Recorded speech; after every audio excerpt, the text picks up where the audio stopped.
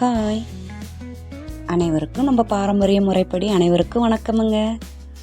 ஓகேங்க, இப்போ நம்ம பார்த்துட்ருக்க என்னென்னா, நம்ம சமயபுரத்தில் பூ நிகழ்ச்சின்னு சொல்லுவாங்க இல்லையா, அதை தான் நம்ம பார்த்துட்ருக்கோம்.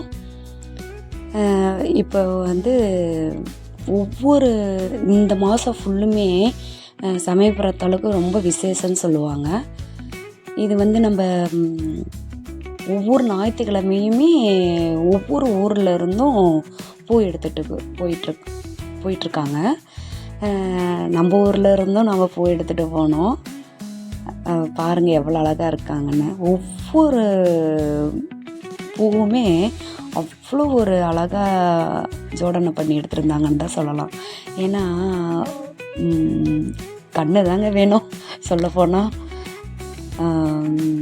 அவ்வளோ அழகாக இருந்துச்சு. ஒவ்வொரு பூவுமே அவ்வளோ அலங்காரத்தில் பண்ணிட்டு வந்திருந்தாங்க.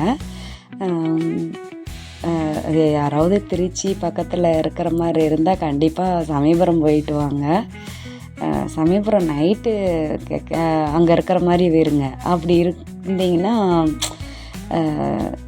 நிறைய இதை பார்க்கலாம். விடிய அந்த பூ ஊர்வலம் வரதை பார்த்துட்டே இருக்கலாம். நமக்கு இதை பார்த்துட்டு இருந்தாவே பசிங்கிறது தூக்கங்கிறது இருக்காதுன்னு சொல்லலாம். ஆனால் நீங்கள் ஒரு முறை வேணால் போய் பார்த்துட்டு வாங்களேன். அப்போ தான் நான் சொல்கிறது உங்களுக்கு என்னங்கிறது தெரியும்.